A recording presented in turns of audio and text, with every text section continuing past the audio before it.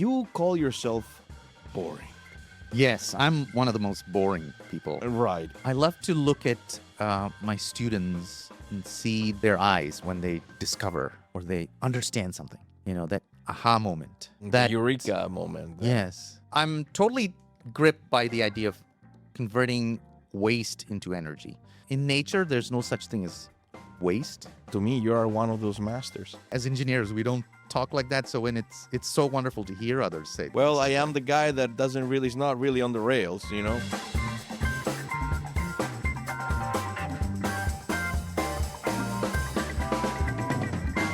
Hi, everybody, and welcome once again to It's About Time. I'm your host, Chris, and today we're going to meet a good friend of mine, Mr. Philip Panicker. Mr. Philip Panicker is actually my neighbor. In 2024, I moved to a new community in Al Quwain, an emirate, one of the 7 emirates of the UAE, where I was introduced into this beautiful place called Mistral. There, I met different neighbors, and one of them, Mr. Philip. Mr. Philip is an PhD in Aerospace Engineering from the University of Texas at Arlington. And Mr. Philip, how are you? And thank you for joining me today. Hey, neighbor, it's good to see you again. Indeed it is. Indeed it is. So, Philip, I had the pleasure of spending some wonderful evenings with you, sharing some cigars, which is a common pleasure we have, and drinking some whiskey. That's right. Because we do like that as well. And throughout all this time, we always end up having a lot of conversations and debates on different topics. Yeah, a lot of debates. But philosophical ones. Yeah, philosophical ones for sure. And today, though, I want to talk about something that is very dear to me because I find it to be the most interesting part of you. Oh, which is you. Me? Yeah, I want to know your story. Oh. We had a little chat last night, and we went over some of these things. But you call yourself boring. Yes, I'm one of the most boring people. Right. In the Yet this world. boring person yesterday was relating to me an adventure of an 8-hour motorcycle ride from where to where? Well, I was in Bangalore, From Bangalore. and then we drove to Madras or Chennai. And obviously you booked your hotels and you had money and you had cell phones and you had everything. No, we just got on the bike, motorcycle, and And go. just took off. Right. So that sounds really boring. Yeah, in the grand scheme of things. Okay. It was a Additional motorcycle ride. to your boring life, of course, you are a gentleman that has lived in India, Uh-huh. that has been brought up in the UAE, Yes. that left to study in the USA, Mhm. and lived in Brazil as well, Yeah. and has come back to the UAE. Yes. Back home. Sounds extremely boring compared to everybody else's life. Yeah, Yeah. relatively speaking, on the grand scheme of things, it's quite So, a boring life. Give us a little outlook about the whole trip. How did you come from India? How did you come from India to the UAE? Yeah. And then from the UAE, how did you end up going to USA? Why Yeah. do you have a PhD in aerospace engineering? Yeah. And finally, why Brazil?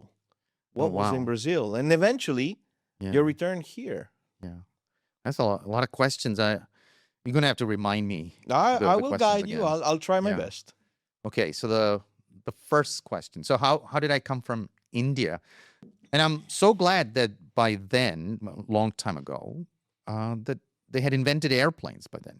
So I was able to fly into Dubai, and it was amazing. It was really a different world than what I had seen in Kerala, India. Sorry, Philip. I'm going to interrupt you immediately. Oh, okay. How different was Dubai when you arrived than the Dubai you see today? Oh, yeah. Dubai has changed considerably, right? It has grown. It has modernized. The buildings look completely different than the architecture that we had back then. Back then, it was a lot more traditional Arabian-looking buildings, and we had a lot more open deserts within the city, a lot more open spaces, fewer buildings. And we had as well Land Cruiser taxis. off-road Yes. taxis.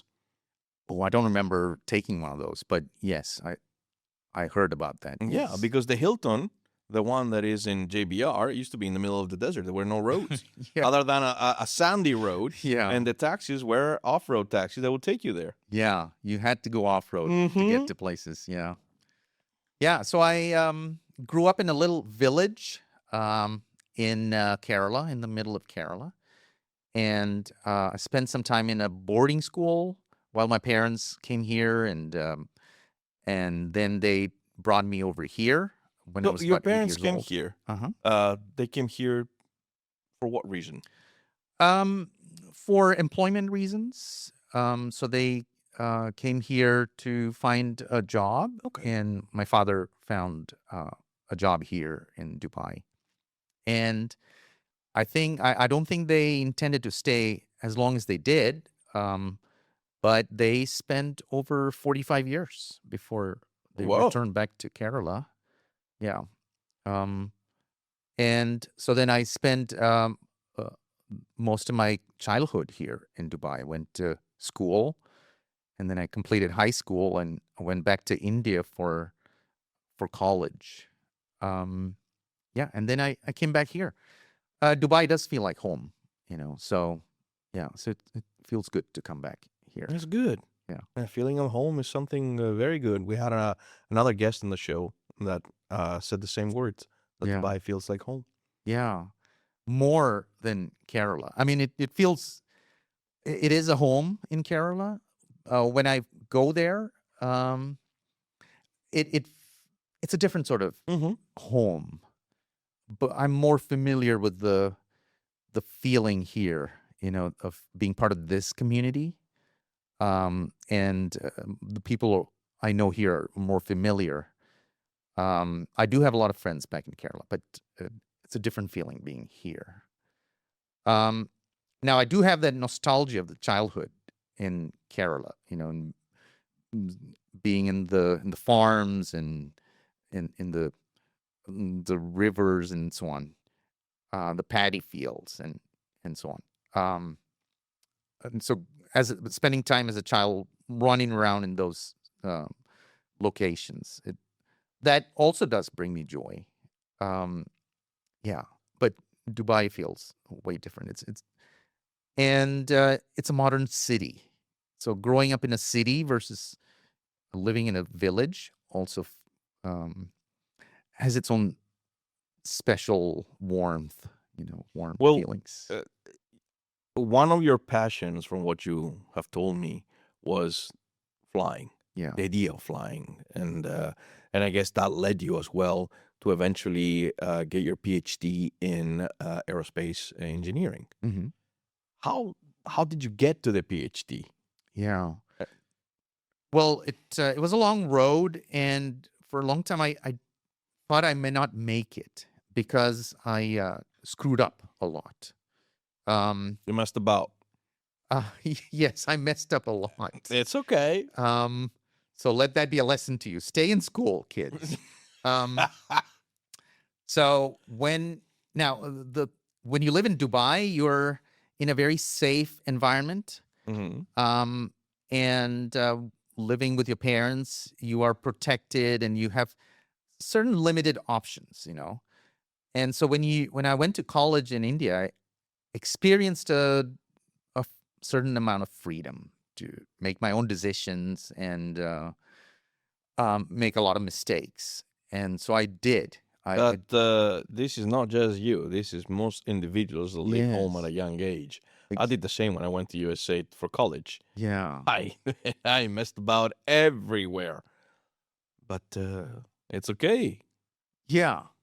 Yeah. So that is the happy ending of well, not the end, but the happy result of the story.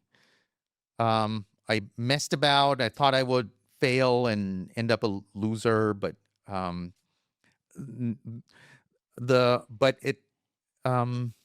it changed. I refocused and completed my degree. Made a lot of good friends. Made a lot of good memories back in Bangalore. And then I returned to Dubai and started on a course towards higher education Okay. that I always wanted to do. So since I was a child, I always wanted to be a scientist and get a PhD in America. That was one of the dreams, is to go to America to study. So back in the 80s, I think a lot of kids had that dream of going to the US to study in a university. It felt like there was no other place where they had universities. I think as a child, that was one of those false ideas that you had about the world, that Okay.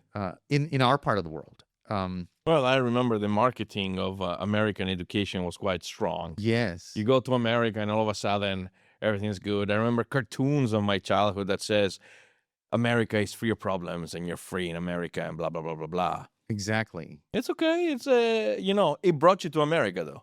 Yeah, so it took me to America and I thought, okay, so this is it. This feels better than Dubai. The weather It's a- was similar though. You were in Texas. I was in Texas, so it was warm. I was used to the heat. Yeah. So I could more than tolerate the weather there. And they have snowstorms about twice a year in January Did you and get February. tornadoes? Hmm? Did you get tornadoes? Oh yes, the tornado warnings. Yes, we get those. Yeah. Yeah. We get tornadoes. I think that's in the summer sometimes. Mm-hmm. Yeah. That was different. And there was a different kind of freedom there in America. And also, I did have a lot of intellectual growth. I had a lot of information coming my way. So I got to learn a lot of different things very quickly. And now with the internet availability, I think it has become more universal.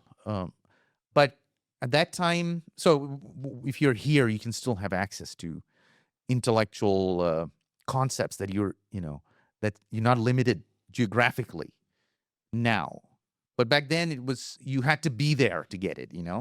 By the way, since we're saying back then, can you give me an idea or approximation of when you went to the USA? Yeah, so I landed there late 1999. Okay, 99. Yeah, and so and then You had AOL in 1999. right, we had dial-up internet, Yes, and DSL. you had intranet actually, because I remember AOL and American Online, I think it was that. Yes. Was a whole server structure where people could go and post stuff on the servers of AOL. It was not Oh. open. Okay. Yes, and I was there in 2000. In 2001. Yeah. In 2000, sorry. I was there in 2000. Oh, okay. So Yes. at the same time as me. I was 18. Okay. I was a little bit older. Yeah, you were doing your PhD. I was getting my college No, I was degree. doing my master's. Oh, you were doing your master's? Yes. All right. So I did my bachelor's in Bangalore, and then I went for my master's Right. to the U.S. So I spent some time in the UAE working, and then I went for my higher degrees. And Also, there was no YouTube at that time. yes, internet was kind of primitive back then. There was no Yes. Google. We had Yeah. all these other search engines, and it was much slower. And so you would get these AOL CD-ROMs in the mail, and you would get them all over the place. So you had to subscribe to dial-up internet, Correct. and then gradually we got DSL, which was faster. But yeah, so you had to get the modems and all of that Mm-hmm. to log in. And Those primitive sounds, a lot of kids today don't even know what they look like. yeah, Uh-huh. so you had to carry a cable around to plug in to the Correct. internet. So like a LAN cable. That's how you would log into the internet. You know, when I was in the Wi-Fi USA, common. I was really into video gaming. And so we used to have LAN parties, Yes. which is everybody would carry their laptop or their computer and connect all the computers through a series of LAN cables. Yes. And you would have a LAN party. Yeah. Closed network of people where you could play games together. Yeah. It was pretty weird, actually, because everybody had a screen, a keyboard, a mouse, and the computer. Yeah. And your LAN socket would be kind of worn out Oh, on your yeah. laptops, right? Always plugging in, plugging out. Yeah. And then Wi-Fi came much later. Mm-hmm. Yeah. And then 9/11 happened, 2001. Okay. Yeah. So that changed a lot. Before that, um, traveling was a little bit more fun, I would say. It was pleasant. Much more pleasant. Going to the airport Yeah. was a really nice experience. Exactly. People were dressing nice as well. Yeah. I remember it was a nice experience was going to the airport. Nicer. The food was After nicer, that, too. everybody became a criminal, or at least treated Yes. like one. I had a flight connecting through Dubai to Yeah. India. So I could take a pocket knife. People could take all sorts of things. My grandmother Yeah. used to take her knitting needles for wool, Yeah. which are these really long needles. Oh, yeah. Yeah, and then eventually one day they took them off, took them Yeah. away. And then on the way back, they confiscated my nail clippers in London. Oh, I guess you And- had dinosaur nail clipper. No, it was just one of those, low cost, Yeah, I understand. common looking nail clippers. They went They're very not even extreme sharp, at one point. you know? Yeah, I know. Like they used to come with a little knife in those days. Now they took the knife out Mm-hmm. of the nail clippers. But yeah, I had just bought one because I thought maybe I'll do my nails on the plane or in the airport. So but that you didn't work went out. you went to USA to do your masters, Mhm. and you did your masters, and then you followed into a PhD right away. Well, no, I had to take a break. I came back to Dubai. Oh, okay. Yeah. So because my parents were here, my brother and my sister, we grew up here. So I have two other siblings. We grew up here, and we also have other relatives, cousins, and so on. So I came back after my master's, and then I was trying to decide what should I do. I have to pick a research topic, and so then I decided that I'll go back to the familiar surroundings of at UT Arlington, and with the same professor or professors, and so I just went back there. Mhm. About 6 months later, and I started my PhD there in 2004. Yeah. So And what was your PhD about? So I picked the topic of detonation-based engines for flight.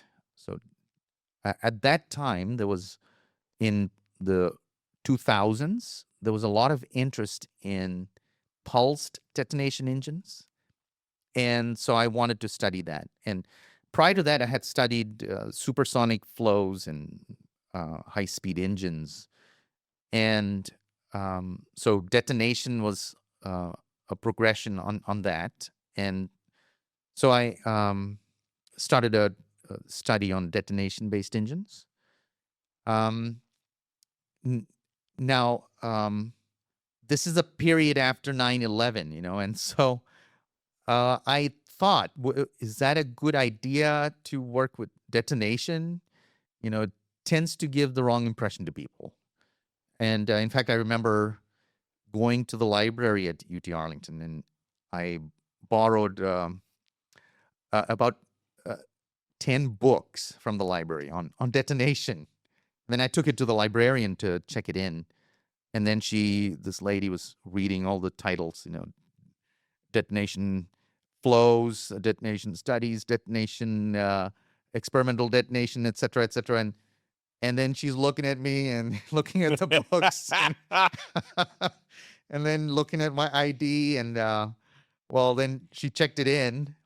And so I don't know what she did after that, but I was a little scared at that time.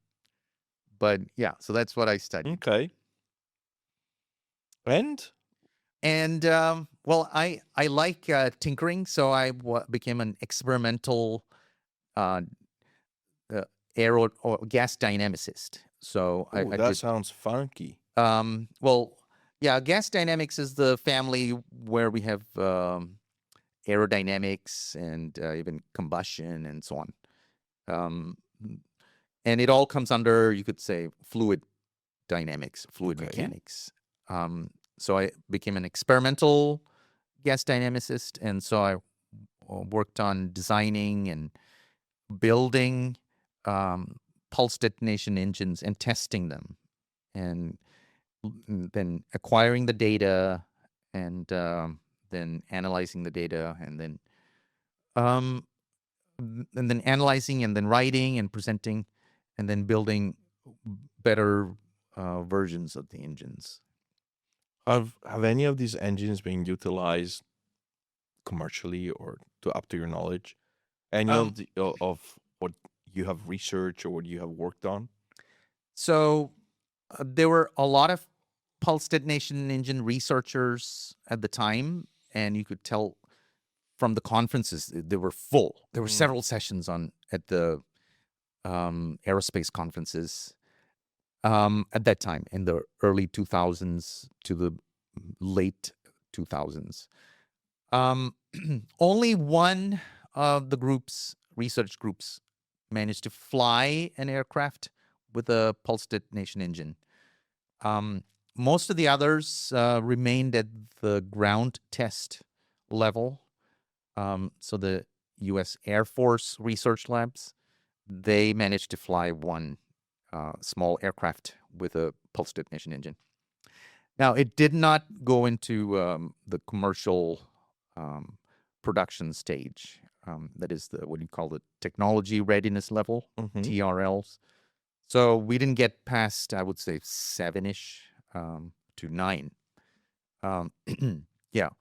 And then as I moved to my postdoctorate work, also on pulse detonation engines, the interest moved from pulse detonation engines to rotational detonation engines, RDEs. So from PDEs to RDEs. And then you could tell at the conferences, the PDE crowd was diminishing and the RDE was growing, but slowly. So overall, the detonation research kind of died out. Okay. Towards the 2010s. And it was replaced by what?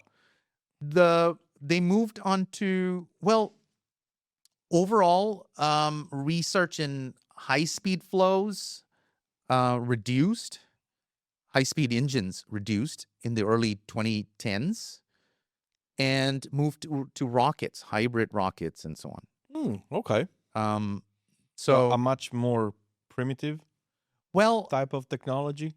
They moved to hybrid rockets, so that you would have liquid fueled instead of solid fuel, as opposed to solid rockets.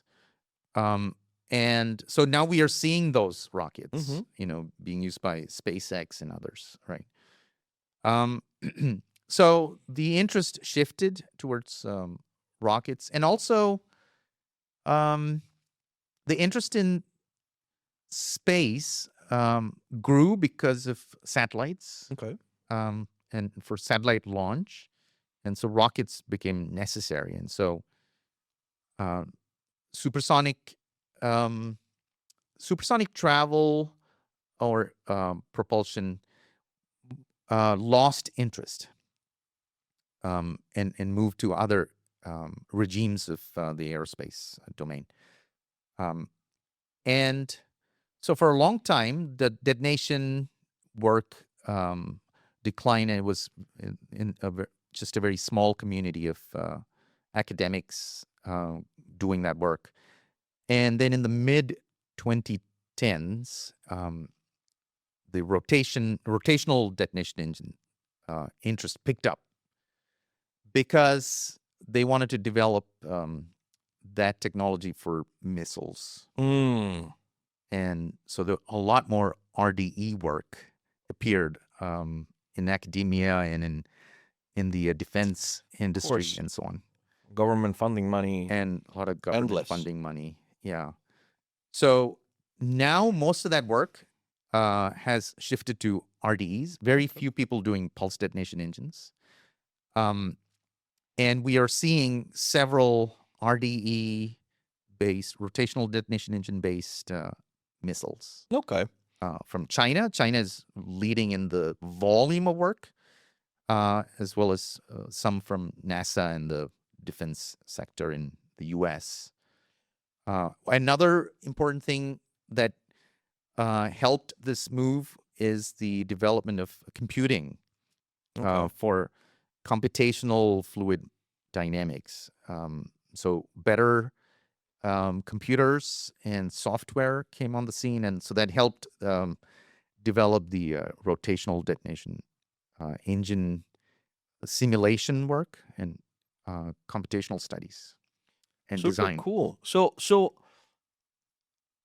you managed to finish your PhD. Yeah, I managed. Yes. This is great.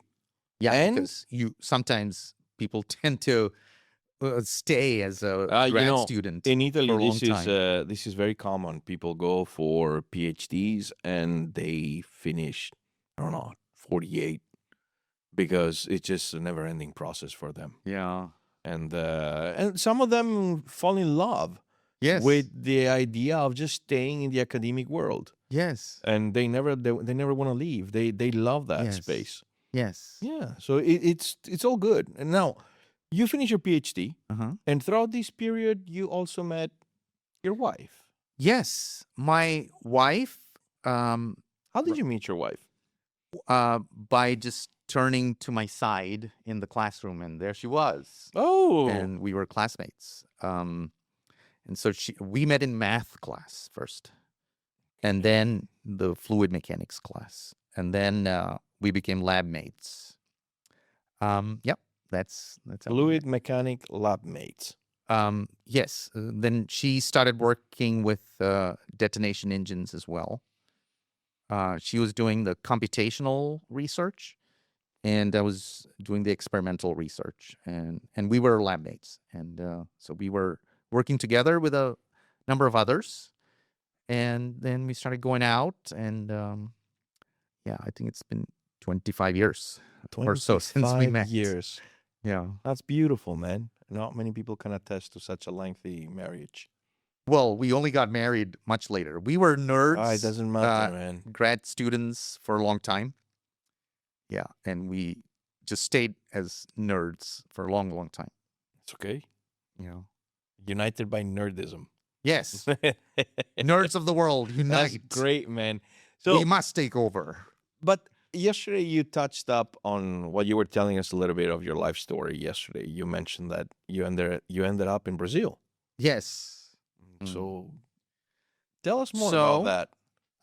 Why Brazil?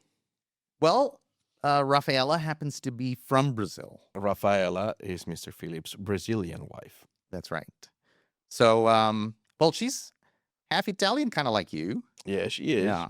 So she has some family over there who happen to like Prosecco a lot. I think almost everybody today likes Prosecco. They've got wonderful marketing for that. Yes. I hope you get sponsored for the show. Yeah, man. Yes. So Rafaela and I, we got married towards after my PhD, and I was started on my postdoc. Mm-hmm. And so she was finishing up her PhD, and then she got pregnant, and we thought, well, we are going to have an anchor baby. We thought, well, what are the consequences or results of having a baby in the U.S.? We were thinking of that. And continuing to live in the U.S. So that was our initial plan. But things changed. We found that Rafaela's mom was in the last stages of cancer. And so we just dropped everything after our degrees were completed. And we decided we need to go and spend time in Brazil so that we can be with her. She was my mother-in-law was not in a condition to travel, and so she would not be able to come and see Rafaela graduate or anything, or have the see the baby in the U.S. So we canceled our the post degree visa status, as what they call the optional practical training period. Mm-hmm. So we canceled that and moved to Brazil, to Rio de Janeiro, to be with her family. And sadly, she did pass before our son was born. And but we got to spend a lot of valuable time with her mom and her dad and sister and other And how was relatives. Rio? Rio was sweet and sour, you could say. So a lot of amazing things. The people are very friendly, and they love outdoor barbecuing all the time. They're very friendly. They love to party and get together all the time.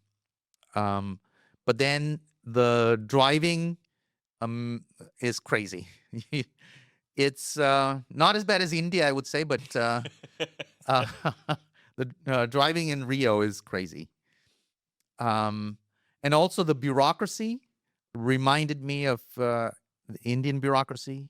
It's very slow and tedious and just time consuming and nerve wracking. So so that part was sour, but the people were very nice. That's nice. And I could fit right in. That's the thing about Brazilians. You can look like anybody. You can look like any kind of human, and you would fit right in.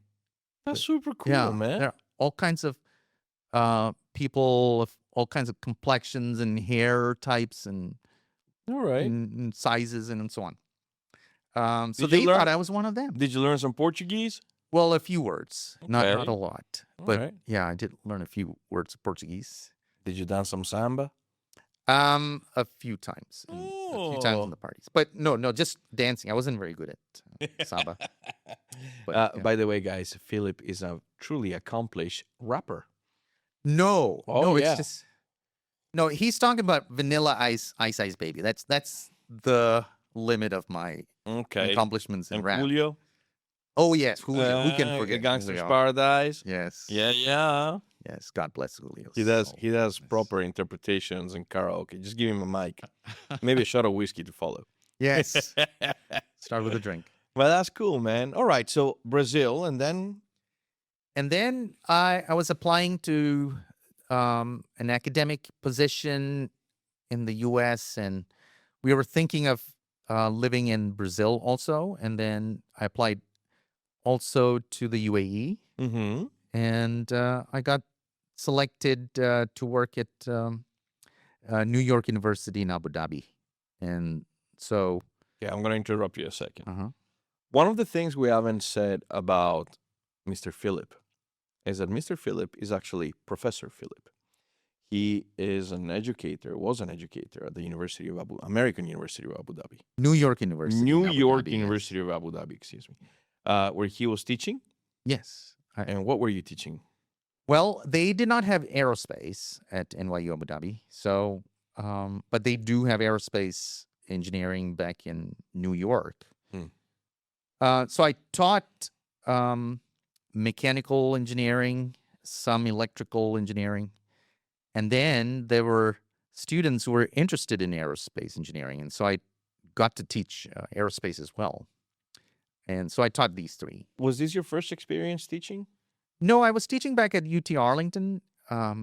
So this was, but this was more as a faculty. So I was a lecturer back in UT Arlington. So here I taught as a senior lecturer of engineering. So, yeah. Okay. And do you like teaching? I love teaching. Why? I love to look at my students and see their eyes when they discover or when they understand something. That aha moment. The That eureka moment. Then. yes, Okay. I love that that feeling of looking in their eyes and then that little spark. And I love conversing with the young people, the college aged people. They are they're full of ideas. A lot of them are very cocky, and so you see yourself and your mistakes as well. So you grow from teaching them. You become, well, I would say wiser from teaching the 18 to 22-year-olds and older as well. And I like their curiosity and creativity. They solve problems very differently than. Could you give us an example of something that you have gone through while in Abu Dhabi with some of your students, where you have seen this, the creativity of your students or the problem-solving skills of your students? Yeah. So we would, well, couple of things. One is we would participate in competitions. There were many student-level competitions for, say, sustainable energy or, sustainability, because this was a very hot topic in the UAE back in the 2010s. Yes. And the UAE has made several 20-year plans, 30-year plans, and so on. And they were very big on, they still are very big on sustainable energy, sustainable living, and so on. And in fact, they have, there's the, I'm forgetting, let me just think. The UN Renewable Energy Department or agency, the UN Renewable Energy Agency is located in Abu Dhabi. So there were many competitions, both in Abu Dhabi and Dubai, related to technologies and sustainable technologies and so on. And so when you join a student group, you're just blown away by the ideas that the students come up with. Some of them are initially they sound stupid, and crazy, like it couldn't work, but that pushes your envelope. It makes you think outside the envelope to try and solve and apply some of these crazy ideas to solve the problem, and then you figure out you figure it out how to apply some crazy ideas to solve these problems, and it works much better than the logical step-by-step process that engineers take. So you leap ahead, with the crazy ideas. Well, it sounds very similar to the why the bumblebee flies, because it doesn't know it cannot. Yeah, exactly. That's pretty cool. Yeah, so these students don't know that It's not possible, or it doesn't work that way. Exactly. So they just go for it. Yeah. So you have to. It makes you think as a teacher, because you teach them very logically all the principles of engineering in a very step-by-step fashion. And is that limiting their creativity? Are they becoming better problem solvers? Because now they're being taught to think within this framework. It's like, okay, so you're building the rails for the choo-choo train of problem solving, And once you have established these rails, yeah, it flows, Yes. but that's the only way. Yes. They become quite rigid in Yes. that. That's right. So okay, so how did you balance that? Because there has to be a better way of, okay, logic is good, but at the same time, do not neglect that creativity, that anarchy Yeah. against logic, Yeah. because sometimes that will bring you there as well. Yes. The anarchy. I like that word. The anarchist in you. So you have to let that anarchist in you out to be creative. And so one way to bring out the anarchists is to mix the team up. So you have, let's say, second year students mixed with final year students, and so on. So the second year students are less limited by So the less logic. contaminated guys, the ones who don't know better, are coming in. Right. All right. And then the final year students, they think within the rails. They know how to apply engineering principles within the rails. But then these younger ones will push outside the envelope. And so now you apply engineering principles beyond your envelope. Okay. Through the knowledge of the final year students, the seniors, and so you mix up the sophomores, even the freshmen. I would allow even freshmen to join these teams, because you want to make them aspire to become great engineers. When they join, so you have the sophomores, the juniors, and the seniors working together in teams in these competitions. And they produce better results. You still keep in touch with some of your students? Many of them do. Many of them keep in touch with me. They come to me for recommendation letters. Okay. Some of them still want to come and have coffee with me. This is great. Yeah, even though now I live in Quwain in your neighborhood. But yeah, we meet up in Dubai, sometimes in Abu Dhabi. Yeah. So many of the students still get in touch with you, and they would like to come visit you. Yes. It's really a great feeling to see your students again, and then also brings back memories, because now you forgive them for all the bad grades some of them earned in your class, but you realize you've been on that journey with them to where they are now, and you were part of their life. So that's very just a wonderful feeling. And then some of them have asked for professional help, some for advice to start up companies. A couple of them asked me to join their company, which is a satellite technology company. Right. So What's the name of this company again? Oh, there's this company based in Singapore called Galamad. Very nice. Galamad Aerospace, I think. And you're an advisor to this company? Yes, I'm an advisor. Very cool. What is the company about? Well, they provide services to small satellites or small satellite services. Could you explain to me what you mean by small satellites? I unfortunately do not know anything about the world of satellites. I don't know what a big satellite is, medium, small, micro, nano.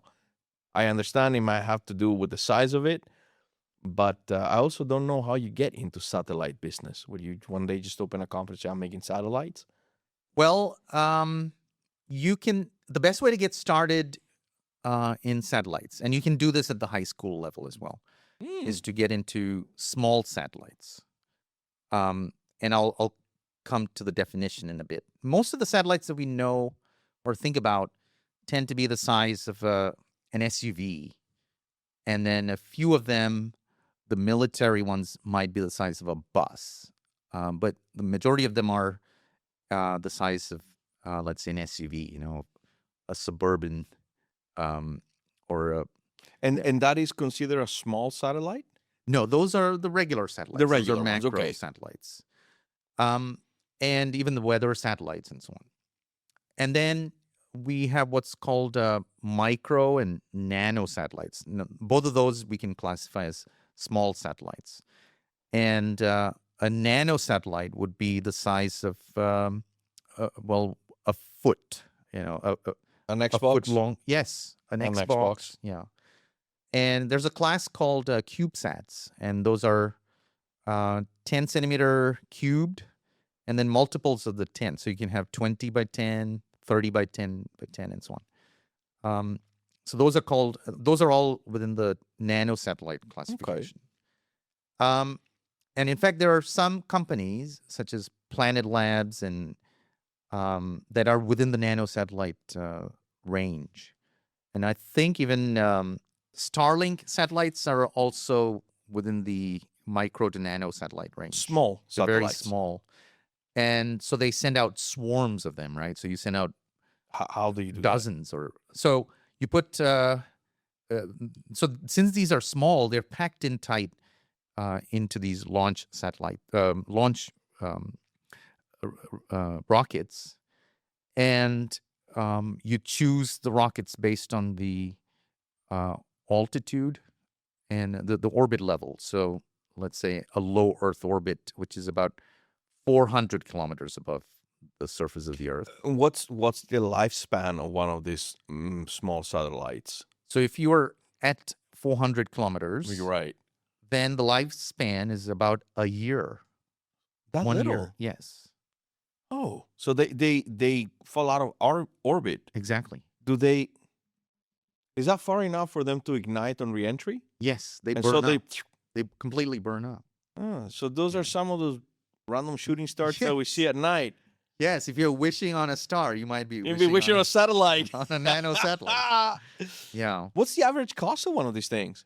Well, the launch to take it from desktop to launch can cost about $100,000. No, I thought it was going to be more. Okay. Yeah. And then it depends on the payload, on the components, and so on, which is cheap enough for some high schools Right. and colleges to participate. And that's where it was designed to be, for Very cool. students.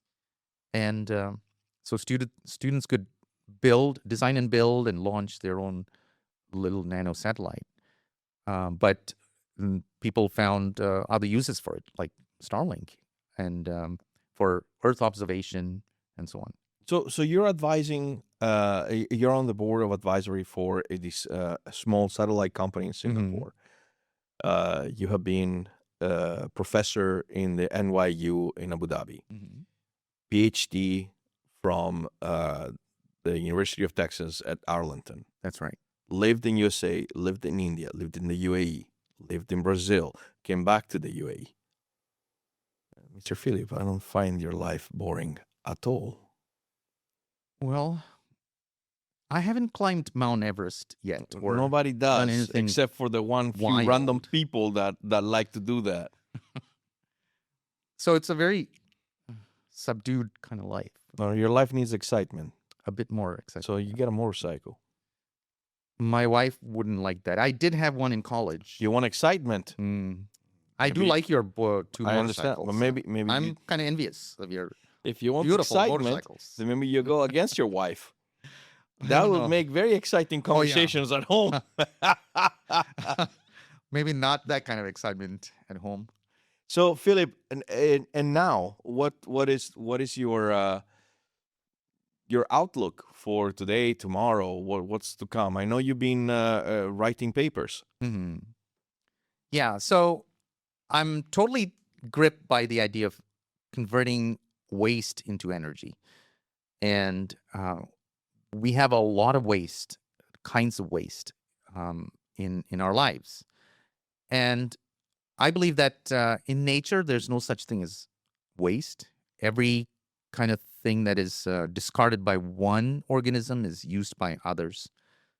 And so we can learn to live like that. We can live as stewards of nature and in communion with nature. And we can convert all of our wastes into energy and raw materials.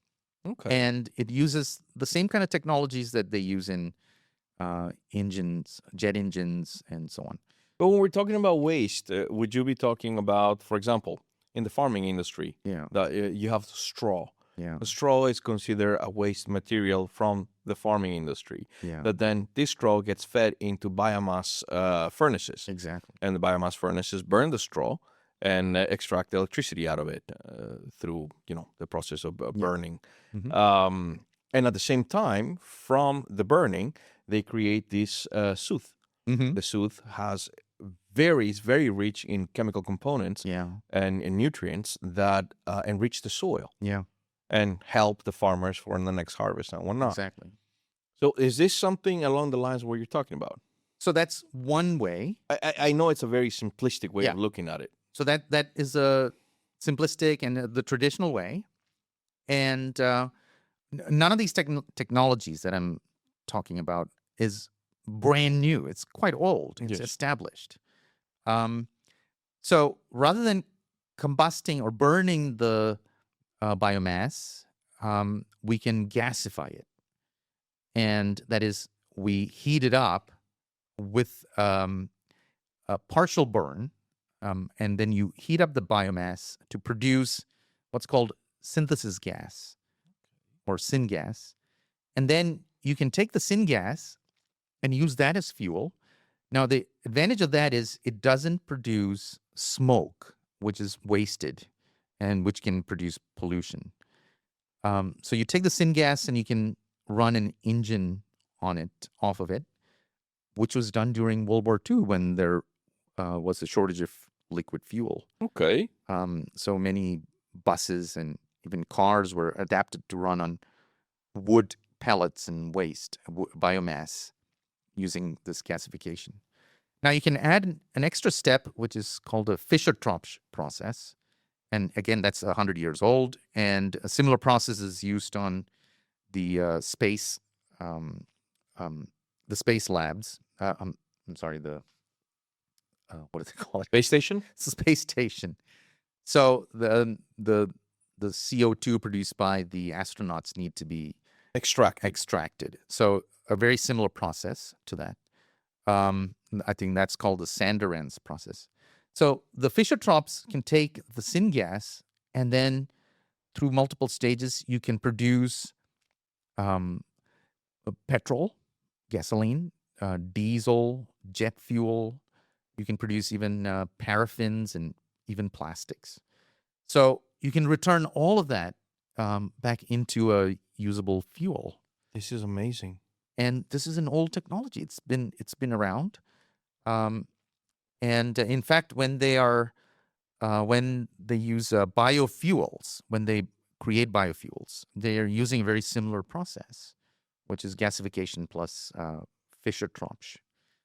And now we can also enhance the gasification process with plasma technologies and so on, so that we can consume all of our plastic wastes, all of our paper, fabrics, tires, the petroleum waste, the lubricants from cars and so on, any kind of hydrocarbon waste, which tends to have nutrients, other chemicals and elements in there that we can extract and return it back to the industry.